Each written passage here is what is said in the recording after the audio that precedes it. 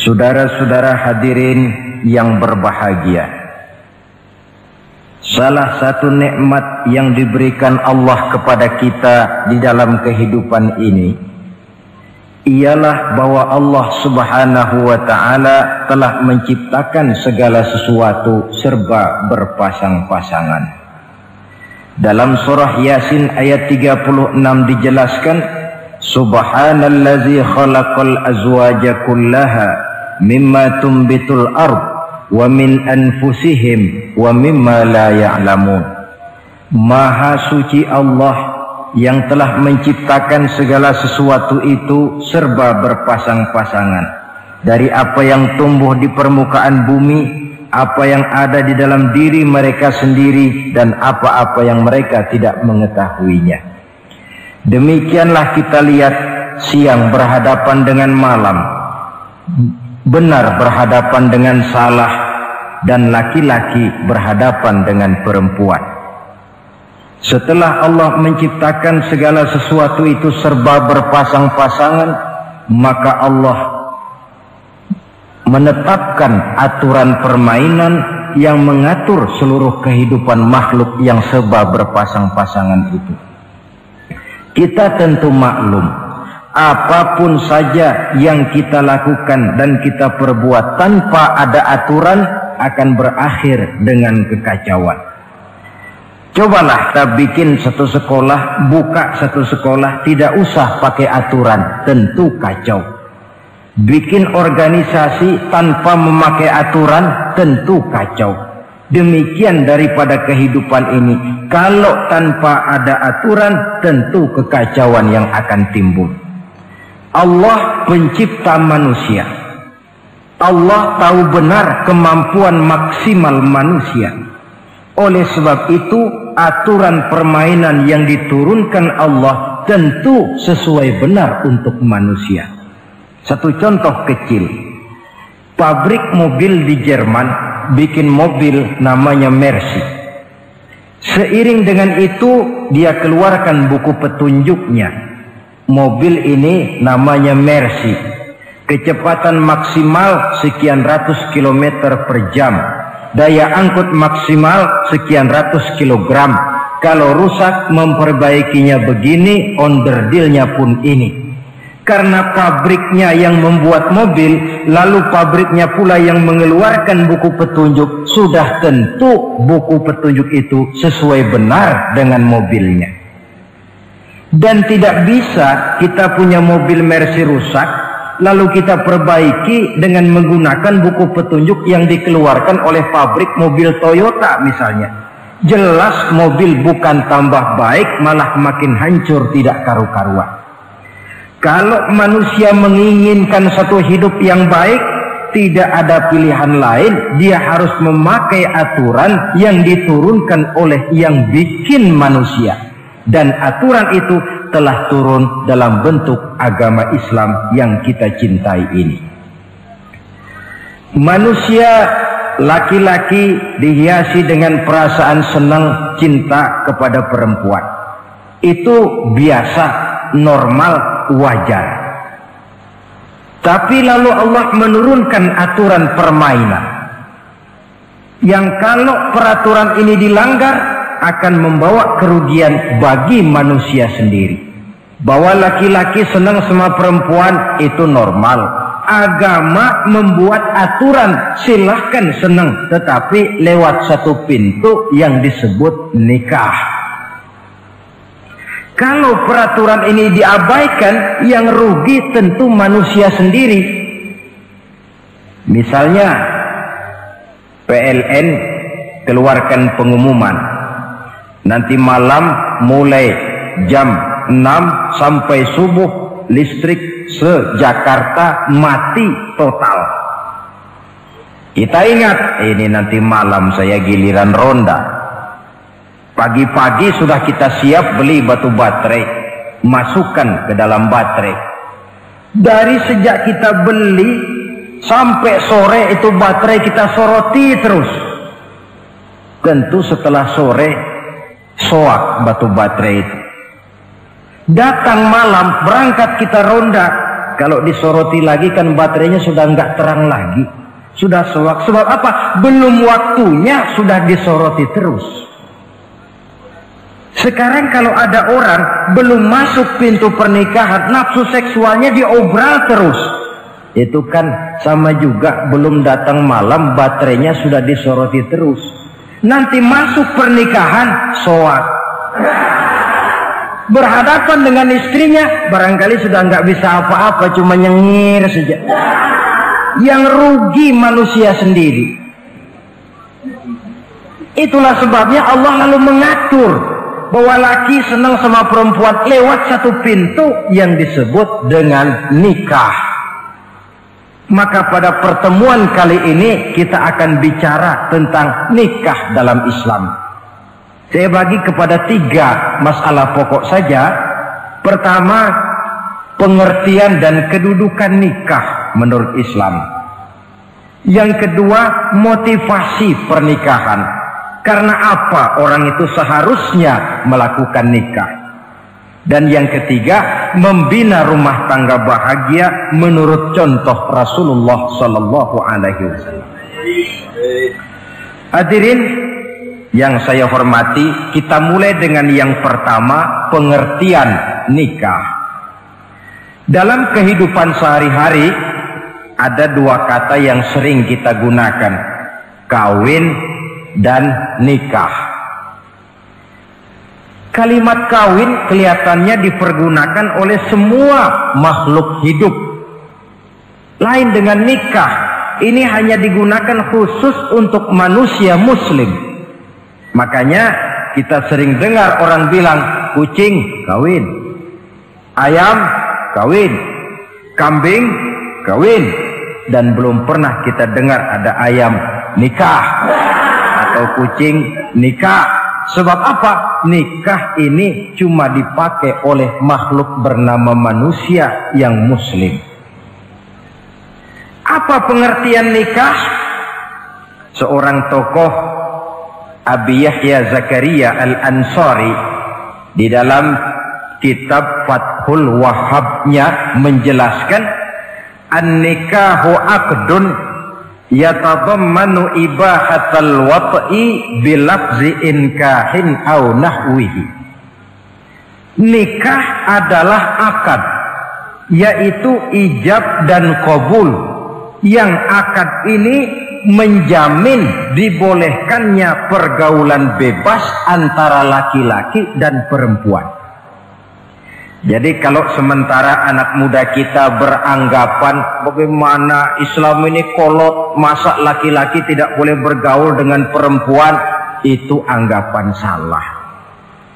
Islam bukan saja tidak melarang, malah menganjurkan laki-laki bergaul dengan perempuan sebebas-bebasnya, sepanjang pergaulan itu bisa dipertanggungjawabkan, baik menurut hukum negara, lebih-lebih menurut hukum agama.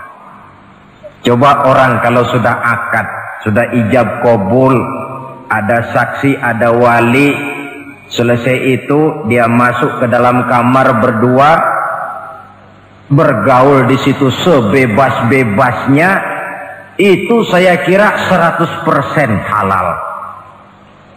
Tidak perlu lagi orang curiga, tidak perlu lagi sembunyi-sembunyi. Kenapa? Ini bentuk pergaulan yang bisa dipertanggungjawabkan. Kalau tidak, dengan dalih new morality, kebudayaan modern, lalu melakukan yang disebut free love, free sex, common living, hidup bersama tanpa nikah alias kumpul kebo. Dan saya kira itu kebo cuma mewakili saja. Artinya begitulah kalau binatang itu kumpul. Sebab kumpul kucing pun saya kira begitu, kumpul ayam pun begitu. Kebo cuma mewakili binatang dalam kalimat itu. Tengoklah berapa banyak sudah bayi-bayi yang lahir ke dunia ini tanpa tahu kemana dia harus memanggil bapak. Berapa banyak gadis-gadis bergelimpangan jadi korban dari orang-orang yang tidak bertanggung jawab. Itu semua merupakan ironi. Maka menjauhkan manusia dari aturan agama pada hakikatnya sama dengan usaha membinatangkan manusia. Bahkan kalau manusia sudah jauh dari aturan agama, sanggup berbuat lebih buas daripada binatang. Kita tahu yang namanya bajing itu makanannya cuma kelapa, tapi bajingan itu bukan cuma kelapa, kabel telepon doyan kok bajingan itu. Jauh lebih buas daripada yang namanya binatang. Maka agama ini mengatur agar manusia sebagai makhluk yang mulia hidup secara mulia. Jangan manusia kita ini, binatang saja. Kalau saudara ada yang punya kucing di rumah, saudara taruh di depannya, saudara sendiri yang langsung kasih ikan di piring, kasih kucing. Aduh, dia akan makan dengan tenang, nikmat, lahap, tidak nengok kiri, tengok kanan. Kenapa? Dia yakin betul yang dia makan itu sudah resmi, sah. Sebab apa? Tuan rumah yang kasih. Tapi kalau si kucing ngambil sendiri di dapur, mencuri dia, setelah dapat dia bawa lari, makan pun tidak tenang. Kenapa? Mesti nengok kiri, nengok kanan. Rupanya instingnya pun bekerja. Ini bukan hak saya mencuri. Saudara-saudara, tengok orang yang sudah terlibat dalam pergaulan suami istri yang sah. Itu kan nggak perlu tengok kanan, tengok kiri, nggak perlu takut-takut. Kenapa? Sudah sah. Tapi kalau yang bukan istrinya, wah itu sudah seperti kucing nyolong ikan, tengok kiri, tengok kanan, tidak pernah mengalami ketenangan. Itu selintas pengertian nikah. Lalu bagaimana kedudukan nikah menurut Islam? Ternyata nikah dalam pandangan Islam tidak cuma sekedar untuk memenuhi kebutuhan biologis manusia. Tidak cuma sekedar untuk memperkembangbiakkan keturunan, tidak cuma sekedar untuk mendapat ketenangan hidup. Lebih tinggi daripada sekedar itu, nikah dalam pandangan Islam ibadah. Jadi kalau kita ditanya, Pak, ibadah apa yang paling enak dalam Islam? Jawabannya jelas, nikah. Begitu enaknya ibadah yang namanya nikah ini, sampai yang sudah pernah pun pengen ulangan. Namanya ibadah. Tetapi tentu ada konsekuensi. Oleh karena nikah ibadah, dan semua ibadah dalam Islam tidak boleh dikerjakan setengah hati atau main-main. Sholat ibadah, tidak boleh main-main atau setengah hati atau coba-coba. Puasa ibadah, tidak boleh main-main, setengah hati atau coba-coba. Dan oleh karena nikah pun ibadah, punya nilai sakral, juga tidak boleh main-main, setengah hati atau coba-coba. Dus nikah eksperimen tidak dikenal dalam Islam. Mas, saya dengar sampean sudah nikah ya? Iya mas, saya cuma nyoba saja kok ini kok. Kalau enak terus, enggak ya bubar. Ini tidak ada nikah eksperimen, sebab dia punya nilai sakral yang bermotifkan ibadah. Itu pengertian dan kedudukan nikah. Lalu apa motivasi suatu pernikahan? Karena apa seharusnya orang nikah itu? Apa landasannya? Saudara, hadis yang diriwayatkan oleh Imam Bukhari, Muslim, Abu Dawud dan Ibnu Majah dari Abi Hurairah menjelaskan, Nabi bersabda, tunkahul mar'atu li arba'in. Nikahilah perempuan karena 4 perkara.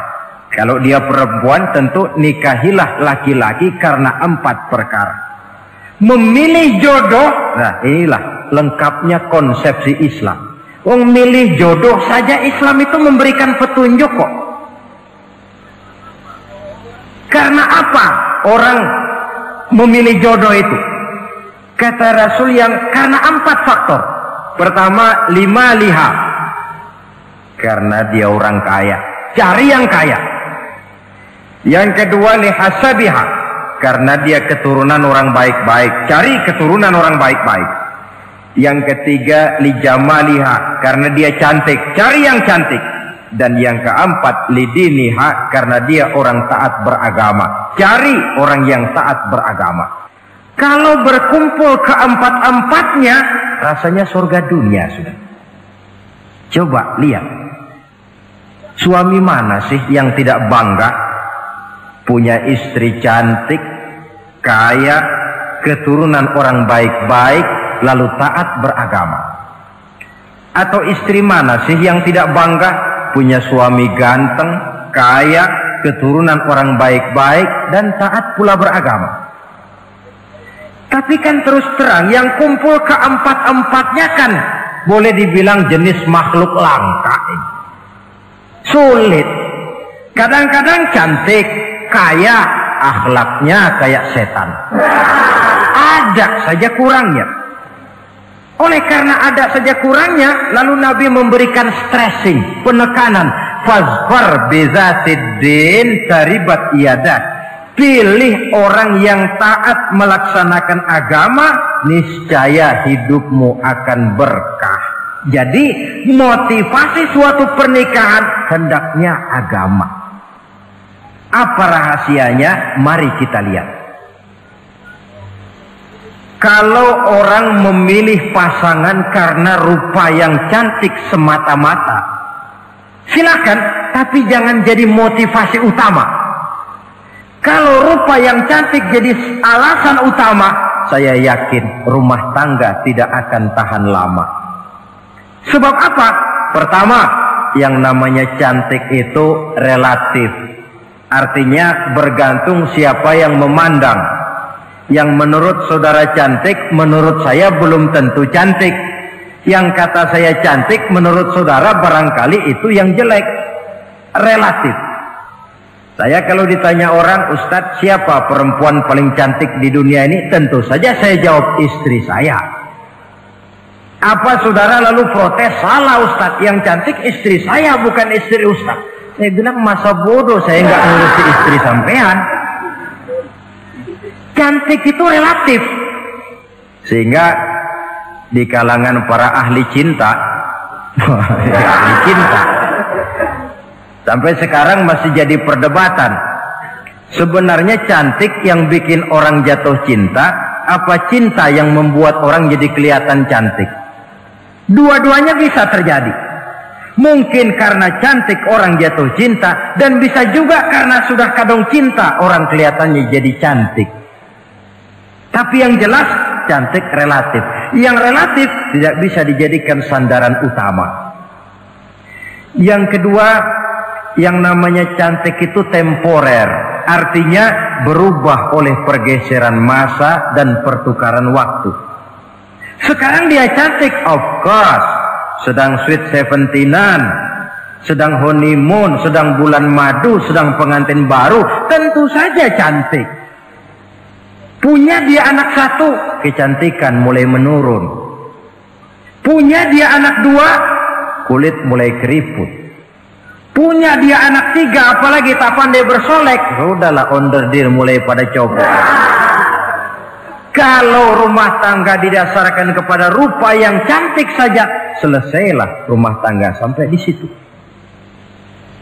Yang ketiga, di atas langit, rupanya masih ada langit lagi. Di atas yang kita anggap cantik, rupanya masih ada yang lebih cantik. Kalau cantik yang kita kejar, kita akan jadi petualang yang pindah dari perempuan satu ke perempuan yang lain. Cinta bajak laut namanya. Di mana kapal berlabuh, di sana cinta mendarat.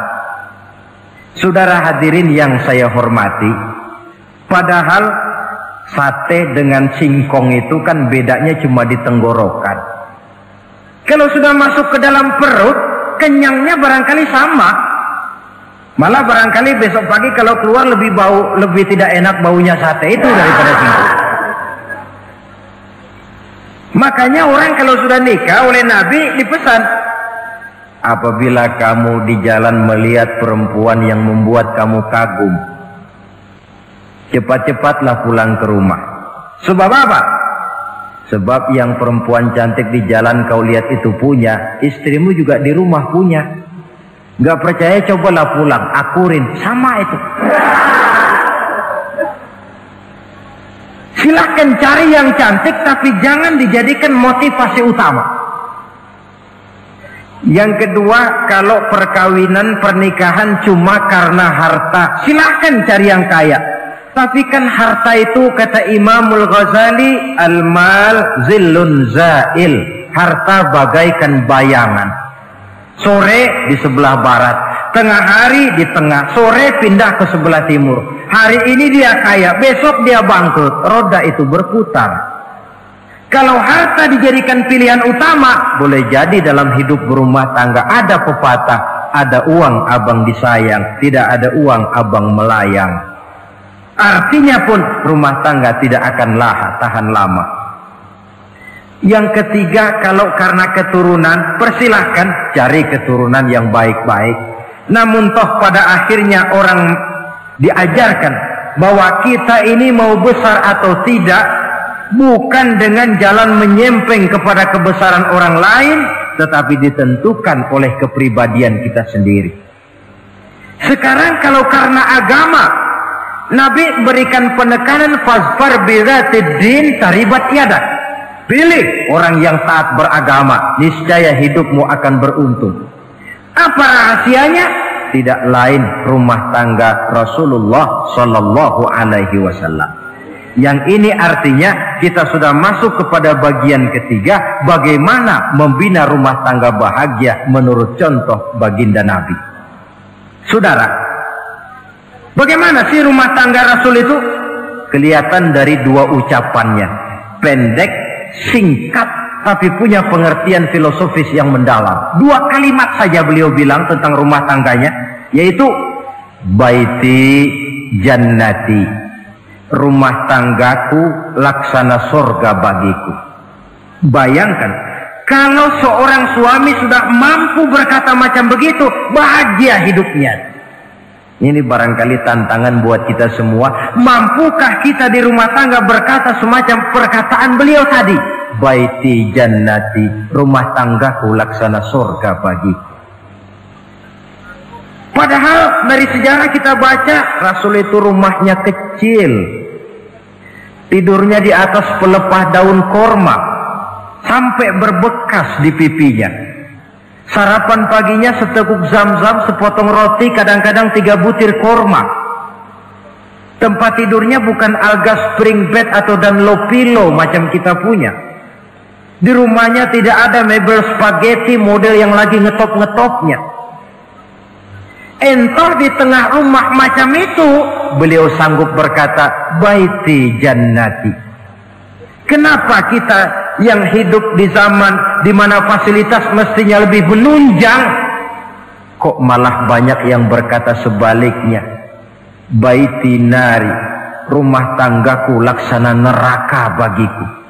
Padahal dilihat dari segi materi, rumahnya bertingkat, mobilnya serba berkilat, uangnya banyak berlipat-lipat, istri pun cantik memikat, kadangkala boleh jadi jumlahnya 4. Tapi tiap hari kiamat. Kenapa ini? Marilah kita lihat. Ternyata rumah tangga Rasul itu motivasinya tidak lain agama. Agama menuntun suami dan istri masing-masing untuk tahu kewajiban dan tahu haknya. Kalau kewajiban sudah dilaksanakan, lalu hak diberikan, akan timbul pengertian, understanding. Kalau sudah ada saling pengertian, akan timbul ketenangan, feeling of security. Dan ketenangan tangga utama untuk mencapai yang disebut bahagia. Itu sebabnya hakikatnya membicarakan rumah tangga yang berdasarkan agama tidak lain adalah bagaimana seharusnya seorang suami melaksanakan kewajibannya dan seorang istri melaksanakan tugasnya. Artinya kewajiban suami itu apa? Kewajiban istri itu apa? Kewajiban istri hak suami, kewajiban suami hak untuk istrinya menurut tuntunan dan tuntutan agama. Saudara hadirin, menurut hadis riwayat Abu Dawud dari Muawiyah bin Haidah, satu hari Rasul ditanya, "Ya Rasul, apa sih hak istri-istri kami ini? Artinya kewajiban kami sebagai suami ini apa?" Rasul menjawab, pertama, antat'amaha iza ta'imta, kau beri istrimu makan sebagaimana engkau makan. Saudara hadirin, tetapi seorang istri pun kalau sudah diberikan nafkah oleh suaminya untuk mengatur makanan, dia harus pandai mengaturnya dengan sebaik-baiknya. Menu yang teratur, gizi yang lengkap, dan saya kira yang namanya 4 sehat 5 sempurna itu kan tidak berarti bahwa hidup ini harus serba mewah, tidak. Yang penting ada variasi sehingga tidak merangsang suami untuk makan di luar. Jangan misalnya tahu suaminya senang jengkol lalu tiap hari saja jengkol, itu kan bisa kejengkolan suami. Dengan demikian,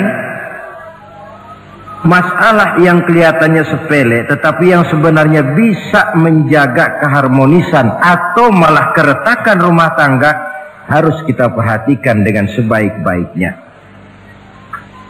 Suami memberikan nafkah, dari jumlah itu 60% lari ke kredit, 40% lari ke dapur. Tentu pada akhirnya sang suami akan merasa curiga, padahal barangkali istrinya pun berniat baik, cuma hanya tidak ada keterbukaan di dalam mengurus masalah-masalah yang berhubungan dengan dapur. Inilah kewajiban yang pertama dari seorang suami, kewajiban yang menyangkut masalah pangan. Lalu yang kedua, wa taksuwaha izaktasaita, engkau beri istrimu pakaian sebagaimana engkau berpakaian. Suami yang adil, pakaian yang dia pakai sama harganya dengan yang dibelikan untuk istrinya, kecuali tentu kalau istrinya ridho. Zalim seorang suami jikalau untuk dia misalnya dia beli pakaian yang mahal-mahal, jasnya dia pakai Switzerland wool, sarungnya Samarinda. Kalau dia pakai sepatu, belilah sepatunya. Sementara istrinya cuma pakai kain belacu saja. Kenapa mesti begitu? Sebab, saudara hadirin, istri kita sebenarnya adalah bagian daripada hidup kita. Baik dia dilihat orang, baik juga kita disebut orang. Jelek dia dipandang orang, tentu jelek juga nama kita disebut orang. Apalagi hidup bermasyarakat, kadang-kadang mulut usil itu kan sudah banyak macam ragamnya. Itu siapa sih perempuan yang jalan? Kenapa? Itu pakaian yang tidak dipakai sih tidak mahal, cuma pakaiannya serasi, pantas, enak dilihat. Oh, terang saja dia kan istrinya si Miun. Nah, Miun yang sedang tidur barangkali tidak tahu apa-apa mendapat sebutan baik. Cobalah kalau istri kita semaunya saja, orang akan bilang, ah itu perempuan, kenapa? Saya gerah ngelihatnya. Mau ke pasar cuma pakai kutang saja. Tentu suami pun akan mendapat sebutan yang tidak baik. Cuma sang istri kalau sudah dibelikan pakaian oleh suami, termasuk alat-alat kecantikan di dalamnya, pakaian itu tentu dipakai, niat pertama adalah untuk menyenangkan hati suami. Seorang istri yang memakai bedak untuk menyenangkan suami, misalnya tiap polesan bedak ada pahalanya. Dia pakai lipstik untuk menyenangkan hati suaminya, tiap goresan lipstik ada pahalanya, bernilai ibadah. Ini kewajiban yang kedua. Yang ketiga, wala tadribil wajha. Kalau marah jangan memukul muka. Maksudnya apa ini? Kewajiban memberikan perlindungan, sehingga si istri merasa ada tempat dia mengadu, ada tempat dia melarikan persoalan, ada tempat dia bergantung. Kalau marah jangan memukul muka, dan memukul itu pun upaya terakhir. Kalau tidak bisa dengan kata yang lemah lembut, agak sedikit keras katanya. Kalau dengan kata yang keras tidak juga bisa, pisah tempat tidur. Kalau memang tidak bisa juga dengan pukulan yang tujuannya bukan untuk menyakiti, tetapi untuk mendidik. Allah tadribal wajha. Kalau marah jangan memukul muka, dan memukul pun bukan jalan pertama, tapi upaya terakhir dengan tujuan bukan untuk menyakiti, tapi untuk mendidik sang istri. Kewajiban untuk memberikan perlindungan. Yang keempat, wala tuqabbih.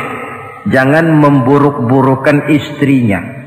Kewajiban menjaga nama baik. Sebab apa? Dalam satu bahasa yang indah, Al-Quran menjelaskan bahwa suami istri itu laksana pakaian. Hunna libasul lakum wa antum libasul lahunna. Istri pakaian untuk suami, suami pakaian untuk istri. Lihatlah alangkah indah gaya bahasa Al-Quran ini.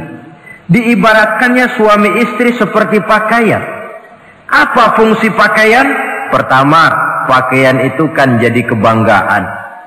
Saya bangga memakai baju seperti ini, saudara bangga memakai baju yang saudara pakai. Artinya seorang suami harus berusaha menjadi suami kebanggaan istri, dan seorang istri pun harus berusaha menjadi istri yang dibanggakan oleh suaminya. Jangan yang malah kemudian disesali. Itu kan kalau sudah marah orang kadang-kadang ucapannya nggak terkontrol. Istri marah sama suami, bang, nyesel gue punya laki sama dia. Sudah hilang lagi kebanggaan. Kalau kebanggaan hilang, wibawa pun hilang. Kalau wibawa sudah hilang, maka rumah tangga sudah sulit untuk dipertahankan. Yang kedua, yang namanya pakaian itu kan menutup aurat. Itu tujuan pakaian yang terpenting. Artinya di sini, kalau seorang istri mempunyai kekurangan, suamilah yang menutupi.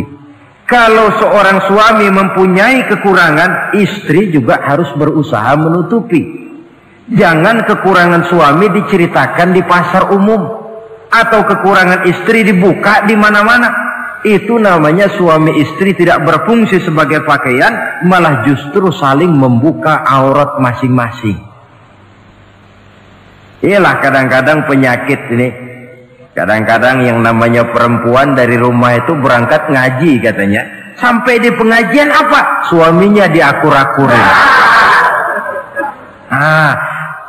Bayu bagaimana suami? Wah, suami saya payah. Dipayahkannya suaminya di mana-mana.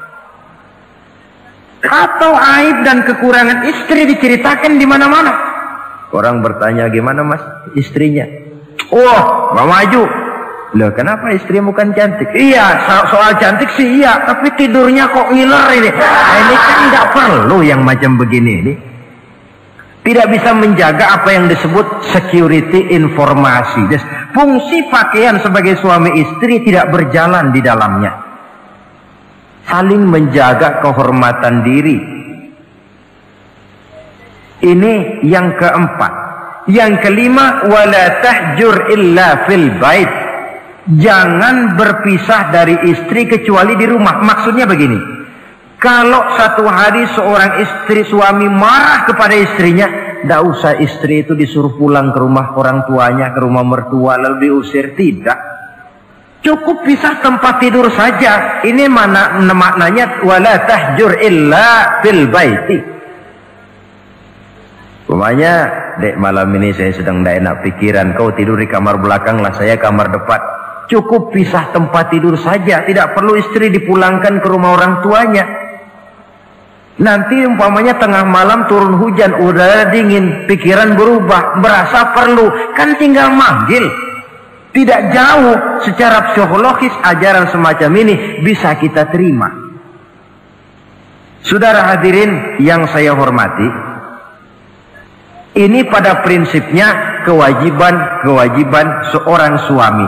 Kewajiban yang menyangkut masalah pangan, sandang, perlindungan, memelihara kehormatan dan menjaga ketenangan di rumah tangga dengan menyelesaikan persoalan rumah tangga itu secara intern. Jangan belum apa-apa sudah mertua diundang, orang tua dibon, persoalan belum tentu selesai tapi masalah sudah meluas. Cobalah kita selesaikan intern dulu. Kalau kemudian ternyata dianggap perlu mengundang orang tua, mertua, keluarga, baru kita upayakan ke arah itu. Ini kewajiban suami dan ini merupakan hak istri. Lalu bagaimana kewajiban istri sekarang ini? Istri kewajibannya merupakan hak untuk suami. Saudara, dari hadis yang diriwayatkan Imam Ibnu Majah dari Ali bin Yazid dari Abi Umamah, Nabi bersabda, "Mastafadal mu'minu ba'da taqwallahi azza wa jalla khairan lahu min zaujatin salihah." Bagi seorang mukmin, sesudah dia mempunyai sifat takwa kepada Allah, tidak ada yang lebih membawa manfaat selain daripada istri yang salihah. Istri salihah itu yang bagaimana? Yang hidup mampu melaksanakan kewajibannya. Apa kewajibannya? Kata Nabi, pertama, in amaroha ata'athu. Kalau diperintah, dia taat. Kewajiban istri yang pertama, taat kepada suaminya. Begitu besar kewajiban taat kepada suami, sampai-sampai Nabi pernah menyatakan, "Lau kuntu amiran ahadan ayyasjuda li ahadin la amartul mar'ata an tasjuda li zawjiha." Kalau saja boleh, kata Nabi, aku memerintahkan manusia sujud kepada sesama manusia, tentu aku perintahkan istri untuk sujud kepada suaminya. Untung saja sujud kepada manusia tidak boleh. Kalau boleh, istri itu disuruh sujud kepada suami. Tentu karena besar hak suami atas dirinya. Yang kedua, ibadah sunnah tidak mendapat izin suami juga bukan saja tidak berpahala, malah berdosa. Umpamanya pengantin baru, si istri kebetulan santri, malam minggu pesta, besoknya hari Senin, si istri sudah kadang biasa hidup sebagai santri, hari Senin puasa sunnah. Dia bilang sama suaminya, "Bang, besok saya mau puasa sunnah nih, hari Senin." Kata suaminya, "Kalau kau puasa juga kau kejam. Lalu kau puasa, aku disuruh ngapain?" Tidak diizinkan oleh suami, dia puasa juga. Bukan saja tidak mendapat pahala, malah berdosa. Sampai amalan yang sunnah pun tidak diizinkan oleh suami, berdosa. Apalagi amalan yang mubah, apalagi amalan yang tidak ada dasar hukumnya, perintahnya. Sepanjang perintah suami tidak untuk maksiat kepada Allah, istri wajib untuk taat. Dalam hadis lain kita temukan Nabi bersabda, "Idza da'a ar-rajulu imra'atahu ila firashihi." Kalau seorang suami memanggil istrinya ke tempat tidur. Ini bahasa kinayah. Manggil ke tempat tidur kan tentu nggak perlu penjelasan. Masa mau nyambal di tempat tidur kan enggak. Fa'abat, si istri tidak mau. Lantaran istri tidak mau, suami jengkel. Fabata ghadbana 'alaiha. Sampai dalam jengkelnya tidur. La'anat hal malaikatu hatta tusbiha. Istri macam itu dilaknat, dikutuk oleh malaikat sampai datang waktu pagi. Kewajiban untuk taat. Namun sebaliknya, seorang suami pun jangan mentang-mentang istri wajib taat lalu overacting. Segalanya main tunjuk, segalanya main komando, segalanya main perintah. Sebab contoh yang diberikan oleh Rasul tidak begitu. Rasul kita baca dalam sejarah menjahit bajunya sendiri, memperbaiki kasutnya sendiri. Artinya yang bisa ya dikerjakan tanpa harus menggantungkan semuanya kepada sang istri. Kewajiban untuk taat. Nah, penutup tentang taat ini ada sebuah hadis pula di mana baginda Nabi bersabda, ayyumam ra'atin matat wa zawjuha anha radin dakhalatil jannah. Kalau seorang perempuan meninggal dunia, suaminya ridho kepadanya, maka perempuan itu akan masuk surga. Artinya, kalau seorang istri meninggal, ya dia tukang ngaji, ya tukang sholat, ya suka puasa, ya gemar sedekah, tapi meninggal suaminya tidak ridho, pintu surga belum dibukakan sampai suaminya ridho kepadanya. Ini menggambarkan tentang besarnya kewajiban taat seorang istri kepada suaminya. Ini kewajiban pertama. Lalu kewajiban yang kedua, kata Nabi, wa in nazara ilaiha sarrathu. Kalau dipandang oleh suaminya, dia pandai menggembirakan, menyenangkan hati suaminya. Menjadi istri yang pandai menyenangkan hati suami. Siapa contohnya? Kita lihat misalnya istri Nabi, diantaranya Sayyidatuna Khadijah radhiyallahu anha. Ketika Nabi pertama kali menerima wahyu berhadapan dengan malaikat Jibril, beliau kembali ke rumah dengan tubuh gemetar. Setibanya di rumah beliau berkata, "Zammiluni ya Khadijah." Khadijah, selimuti saya. Kenapa bang? Barusan datang malaikat Jibril, dia katakan begini-begini, saya khawatir Khadijah. Khadijah tahu suaminya sedang gelisah. Sebagai istri yang bijak beliau tampil, apa katanya? Kalla ma yukhzikallahu abada. Tidak apa-apa bang, jangan khawatir, Allah tidak akan menyusahkan abang buat selamanya. Ini istri yang pandai menyenangkan hati suami. Suami pulang dagang dari pasar, rugi. Istri tampil. Itulah bang, romantikanya dagang. Masa selamanya saja, untung sekali-sekali lah rugi. Si suami kan tidak terlalu pusing kepalanya. Jangan sudah di pasar rugi, sampai rumah istri pidato, peletar-peletor macam petasan. Dasar suami goblok, dagang saja rugi. Sudahlah di pasar rugi, sampai ke rumah digoblok-goblokin. Itu nanti suami kan bisa kena penyakit yang disebut broken home. Penyakit nggak betah di rumah. Seorang istri kalau suami sudah kena penyakit tidak betah di rumah, itu mesti siap-siap mental untuk dimadu. Nah, jadi kalau tidak dimadu bagaimana? Berusaha bikin betah suami di rumah. Suami pulang kantor jam 2, setengah 2 dandan, kalau perlu setel habis. Kalau perlu kelihatan suami akan datang, bukakan pintu, sambut dengan senyum. Apalagi kalau senyumnya Pepsodent.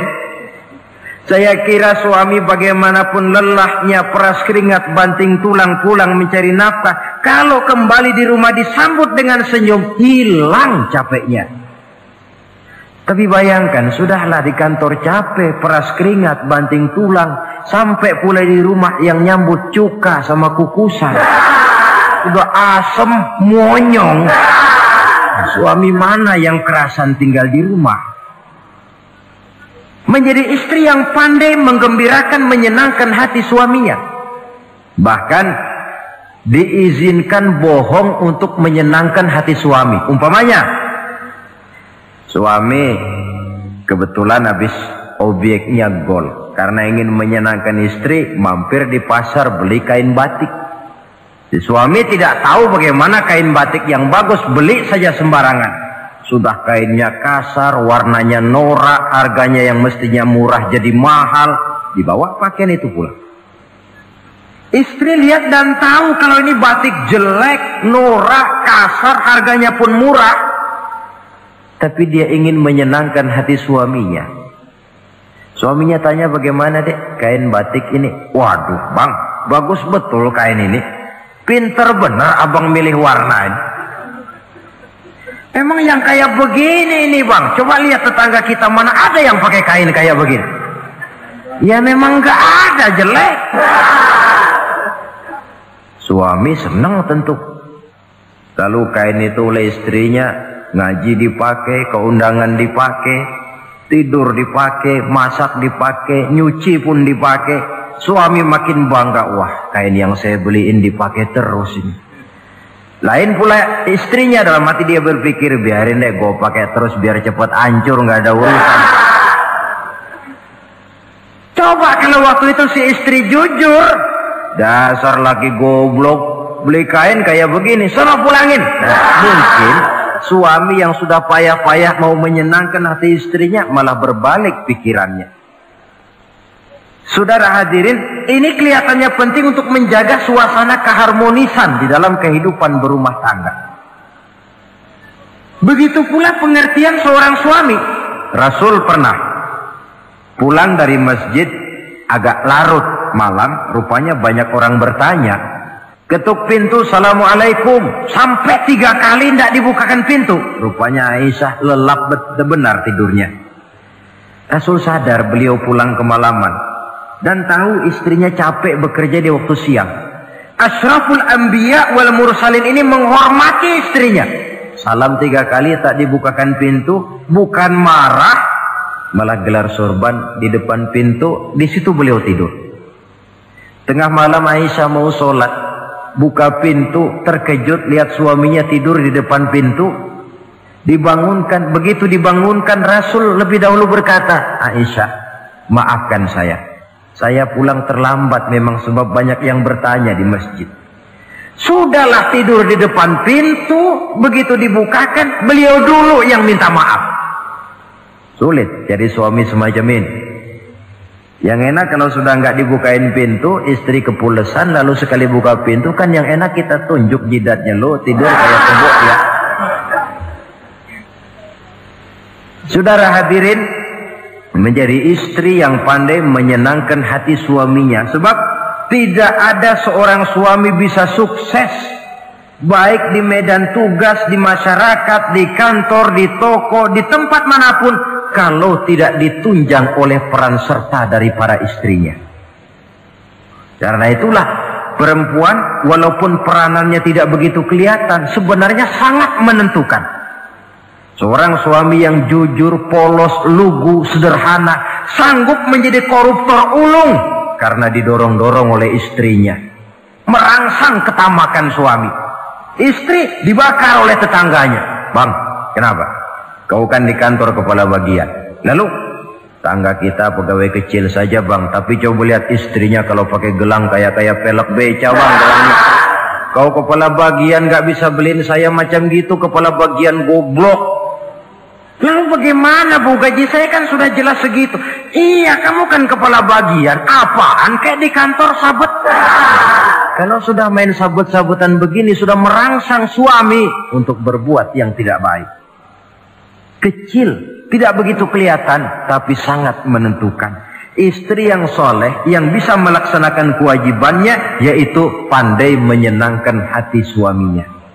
Ini kewajiban istri yang kedua. Yang ketiga, wa in aqsama alaihi abarrathu. Kalau suami memberikan sesuatu, dia pandai berbakti, menjadi istri yang pandai bersyukur kepada suami. Kita ingat ketika pulang Mi'raj kan Rasul bercerita, saya dalam perjalanan itu diperlihatkan neraka, kata Rasul. Saya lihat kok isinya kok lebih banyak perempuan daripada laki-laki. Nah, sahabat heran, ya Rasul, lebih banyak perempuan? Iya. Apa mereka tidak sholat? sholat.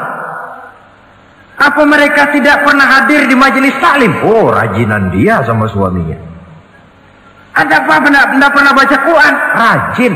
Lalu kenapa kok isinya kebagian besar perempuan?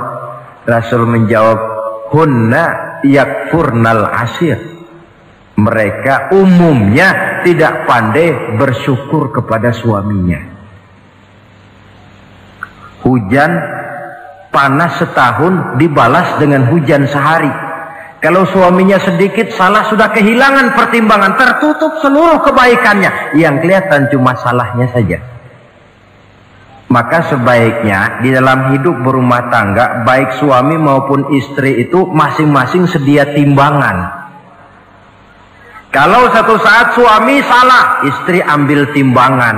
Timbang, suami saya salahnya ini, jasanya ini. Bertahun-tahun dia hidup mencari nafkah buat saya, membelikan pakaian untuk saya, mencarikan makan untuk saya. Salahnya ini. Timbang mana lebih banyak salahnya atau benarnya.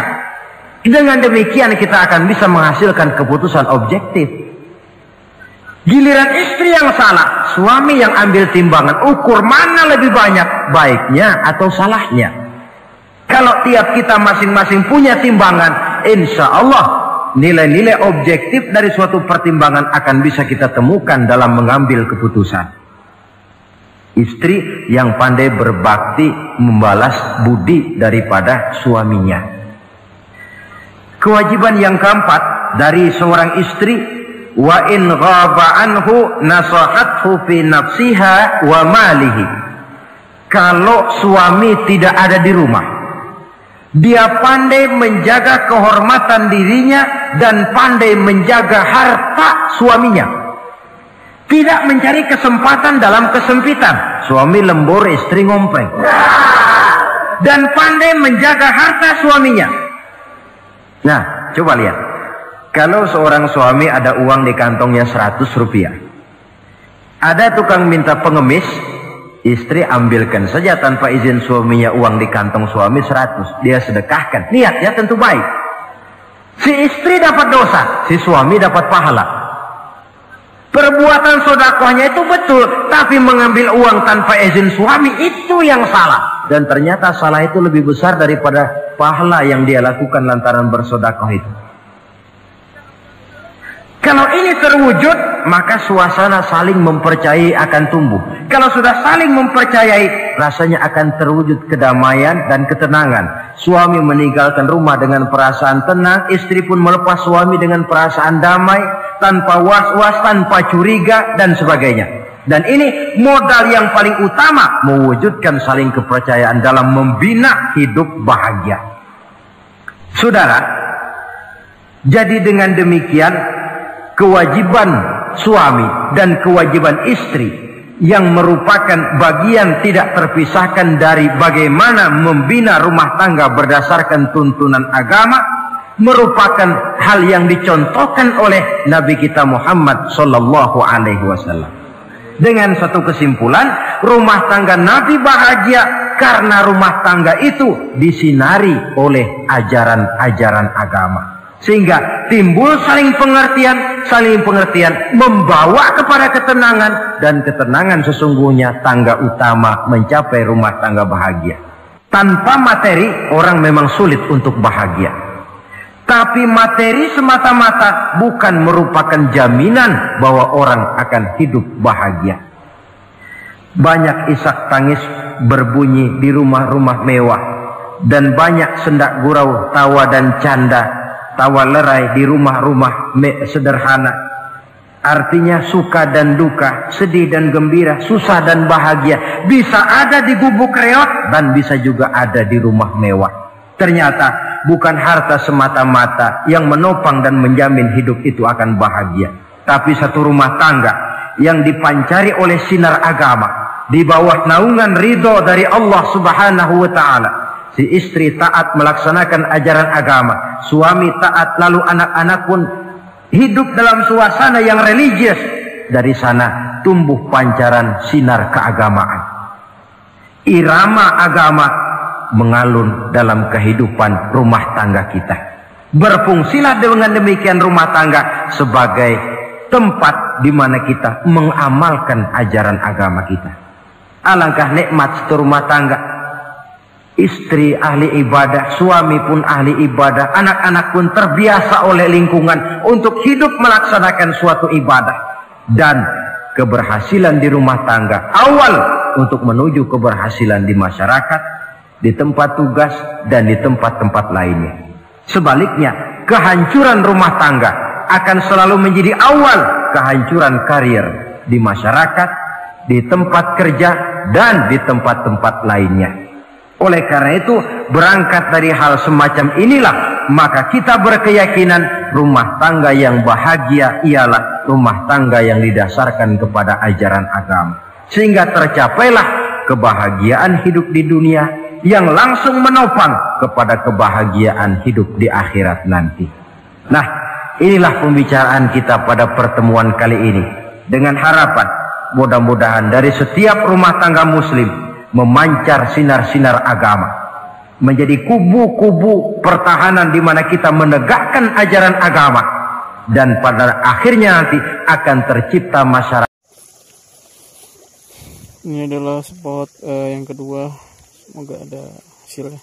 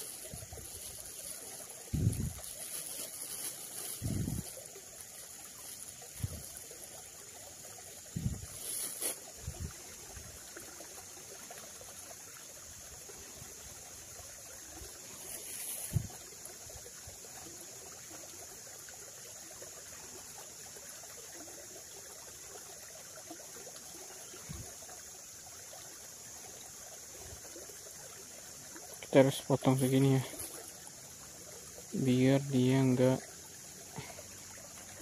Oke, di sini spotnya lumayan ya bagusnya. Coba ya. Aduh, suka mancing juga, jaring laba-laba di spot.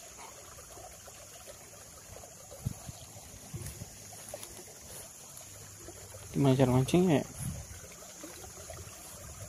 Tuh kan,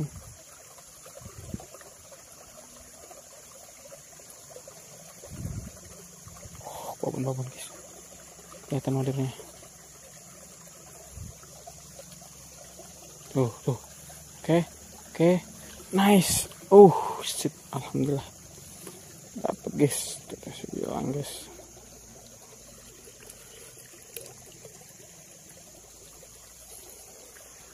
Oke, lanjut. Kelihatan babonnya guys, cuman susah untuk melemparnya. Gila, insya Allah, please jangan ada sakutan. Malah lepas guys. Aduh. Kayaknya harus kita bersihin dulu ininya ya. Kebetulan nyangkut. Aduh. Sekalian aja kita.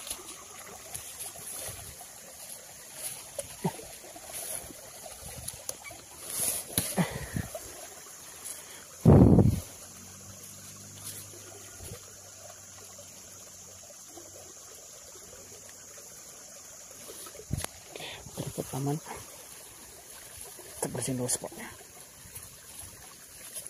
biar mancingnya enak. Nah, bener mantap guys.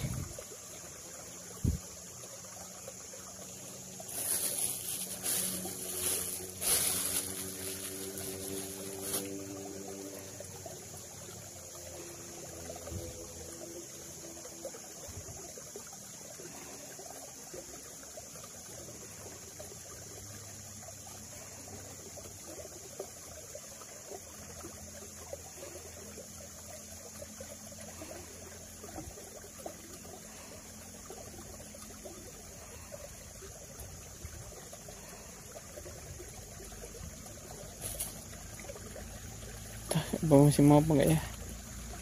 Karena spotnya sudah kita buka. Oke.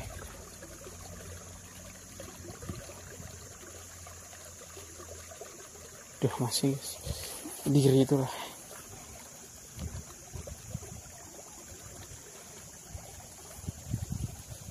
Oke. Gila. Mantap. Kelihatan nggak guys? Waduh, gede banget. Spot nggak terjamah ya gini. Itu wader apa?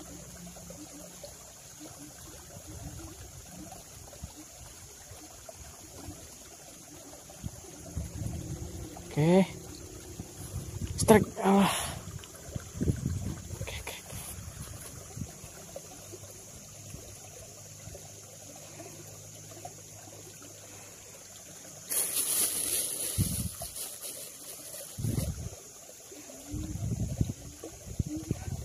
Angkat banget deh.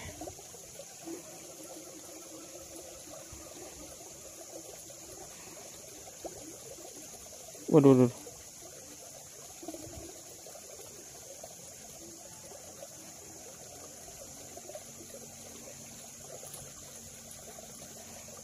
Masih berhiburan.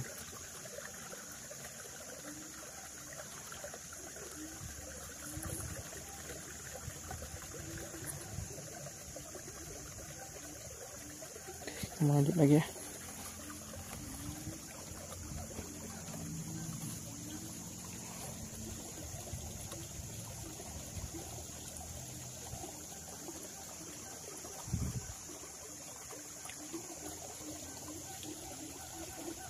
Oke.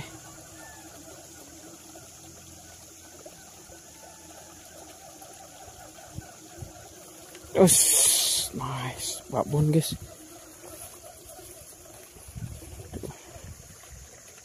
Lumayan.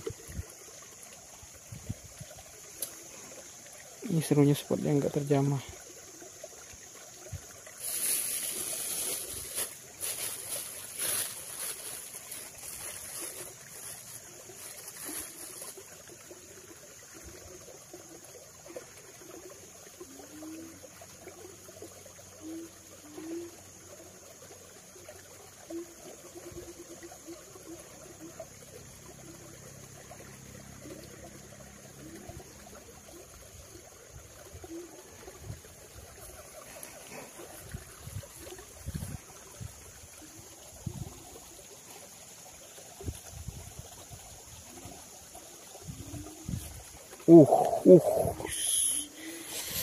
Mantap.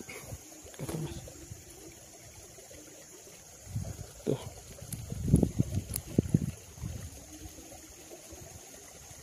Depan.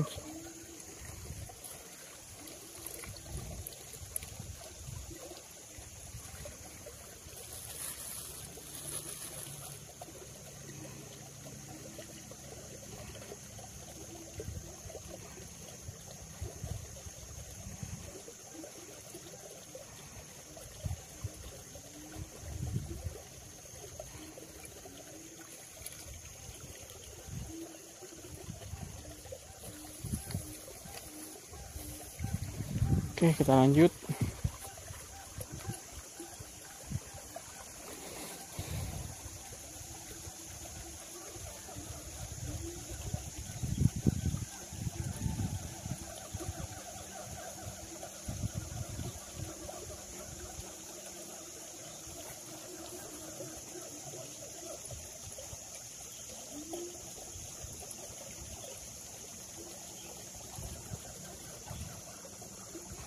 Habis cuy, pantesan nggak ada.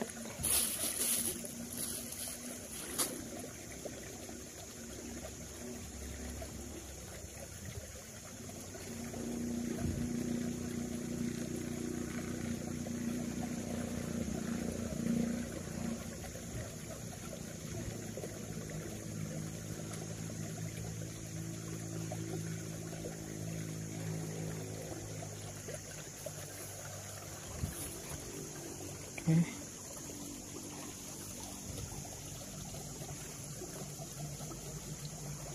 Ini nih.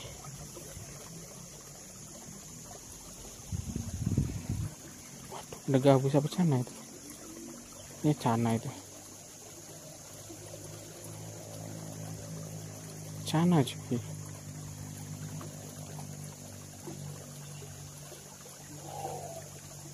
Oke, strike babon guys. Wow, ini baru babon cuy. Lihat guys.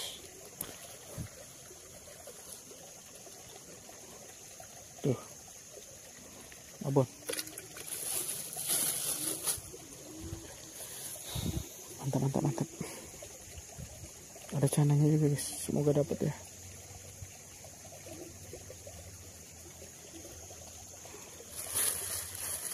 Emang luar biasa umpan cacing sampai ini ya.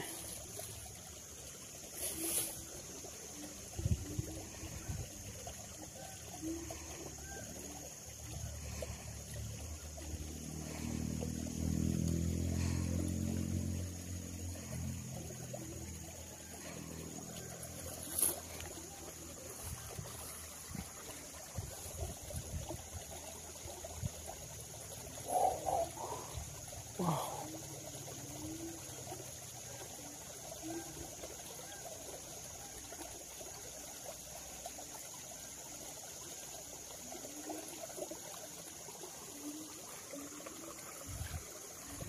Tapi ini monster sih ordernya.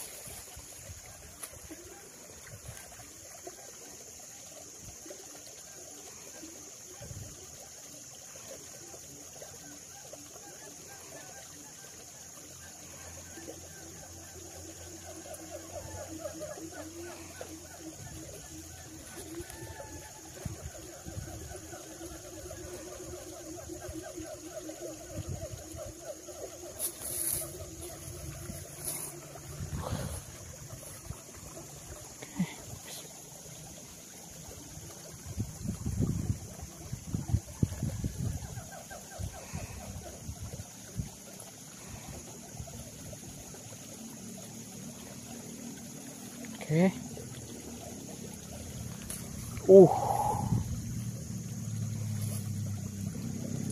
Nice.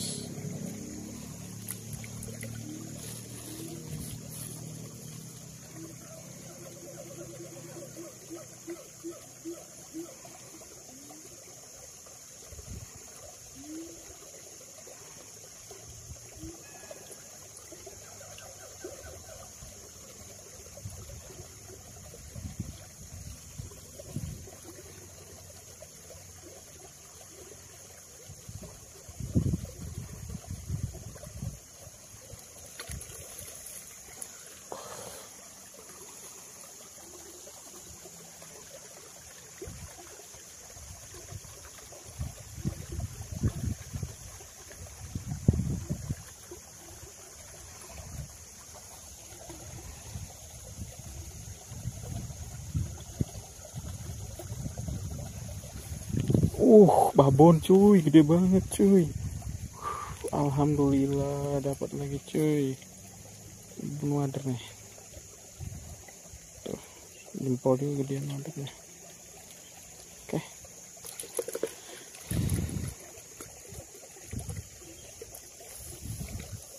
Lanjut lagi.